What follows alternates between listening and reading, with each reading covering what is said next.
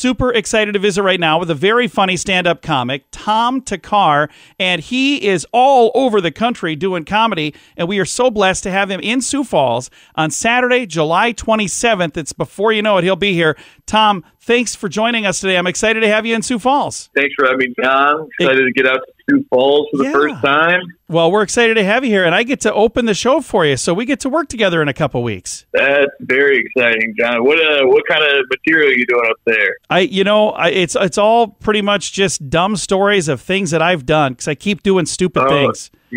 That's the sort of thing. I don't know if you got my rules for my openers, but no stupid stories about things you've done. That's awesome. Well, I have nothing but fart jokes then, so I guess we're in for a treat. That's also awesome. No fart jokes, no talking about your family. No dirty stuff, no crowd work, no clean stuff either. No, I am in so much trouble.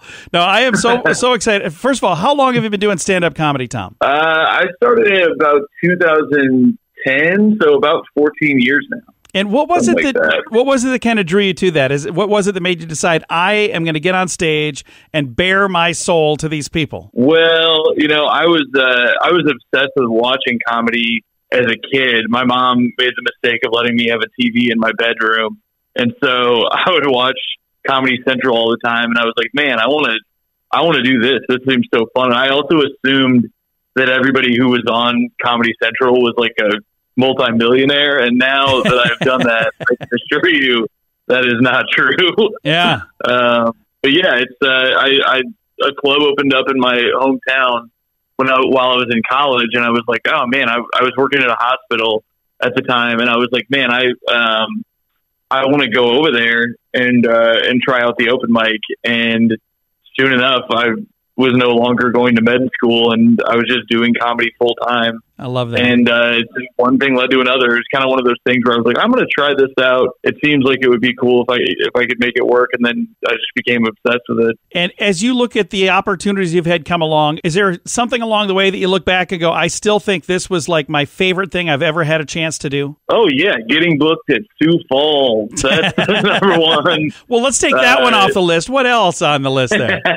No, there were a couple, but I felt really lucky that I grew up watching Conan O'Brien, and I got really lucky that I was able to perform in that show before it ended. And so I look back at that as something that's really cool, because I'm like, that doesn't even exist anymore, and I got to do it while it was still around. But the big things for me were I grew up watching those Comedy Central half-hour specials, so when I got to do one of those myself, that felt like full circle, like, oh, I'm doing what made me do this, what made me get into this. It's crazy. And to think like, oh, maybe I can be that for some kid watching this right now. And that probably has happened. I bet there's some kids that have been watching that and they see you and they go, man, I want to do what he's doing, what he does. I bet that guy's super wealthy because he's on Comedy Central. Yeah. One of the things that I've always noticed is like when the Forbes list of the most wealthy people on the planet come out, I always look to see how many of these people are comics. And yeah. I don't think any of them have quite made the list. Maybe one.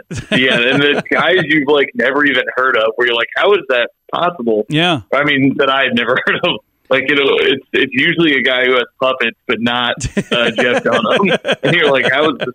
What is this? I got the wrong. Maybe I'll bring a puppet to Sioux Falls. That'd be fun. I've never done any work with that, but I'll wear a mask.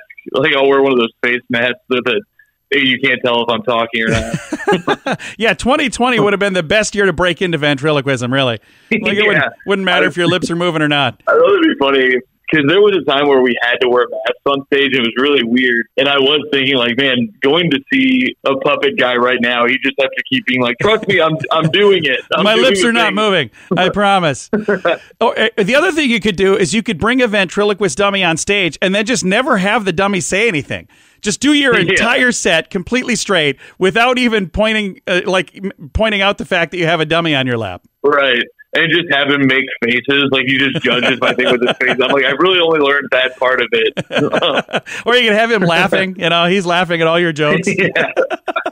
No, I'm kind of hoping you do that. Well, I'm excited to work with you. I think it's going to be a whole lot of fun. I'm going to throw a link to make it easy for folks to find tickets. And you've got a bunch of stuff between now and then, but I am excited to have you in Sioux Falls. Thank you also for taking the time to chat. Hey, of course. Thanks for having me, John. I'm excited to work together, man. Absolutely. Again, Tom Thakkar, he'll be in Sioux Falls at the Icon Lounge. It is coming up on Saturday, the 27th of July. So if you don't have tickets yet, you can get them now. All of the details at Sioux Falls Comedy on Facebook. So facebook.com/Sioux Falls Comedy. But I also have a link at facebook.com/Sunny Radio and facebook.com/Sioux Falls News.